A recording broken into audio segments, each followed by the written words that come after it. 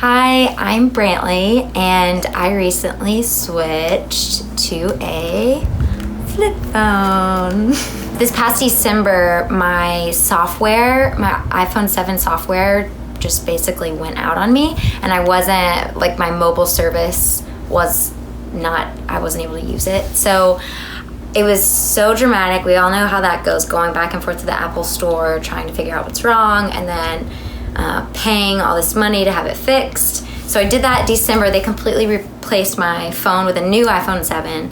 And then about a month and a half ago, the phone broke again with the same issue.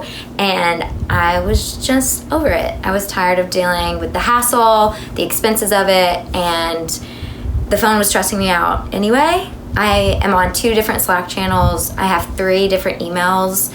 Not to mention Instagram, social media. So I did some research, and on a flip phone that I liked, that was somewhat aesthetically pleasing and would just be a reliable phone. So I switched to this little guy.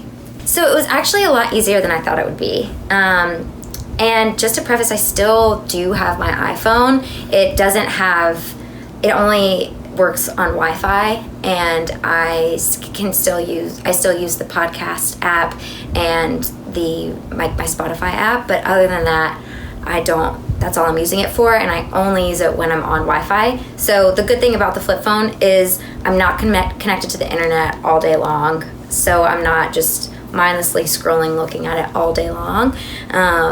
So yeah, I think it was a lot easier than I thought it would be.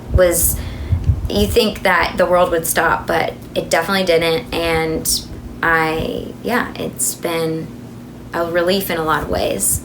I just have to be cognizant, especially because we live in New York. So if I'm going somewhere, I have to make sure I know where I'm going before, and I have an idea of my route.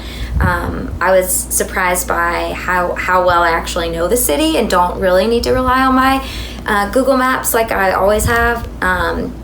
And then I've also just noticed I'm thinking a lot more. I just have, maybe not in a good way, just these racing thoughts all the time, because I'm not going to my iPhone to just escape or numb. And also I'm experiencing more emotions day to day.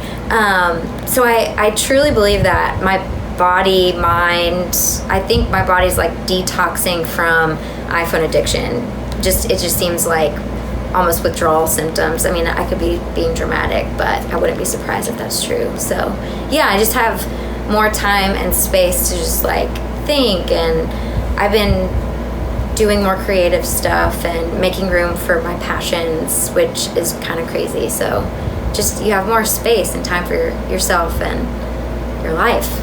I think right before I switched to the flip phone, I was having so much anxiety about my jobs. I have 2 part-time jobs, and I was living in so much fear and paranoia that my boss was gonna slack me while I was at home, and just playing out these random scenarios in my head. And so what was funny was when I switched to the flip phone, all of those fears were alleviated and those pressures kind of left, and I found that my work relationships have gotten better, and I've experienced less paranoia and stress in my job, because people can't contact me while I'm on the go, while I'm walking around, and I do have Slack on my computer, so I am able to stay updated. So my work is totally consolidated just to my laptop, and I'm not carrying around this big weight in my pocket of work, self-help apps, all these things. It's this light little phone, and it's simple and light. So yeah, I definitely have experienced more work-life balance, more boundaries with work, and at the end of the day, I feel like I'm more productive because all of my work is on my computer, and I'm not carrying it around on my iPhone.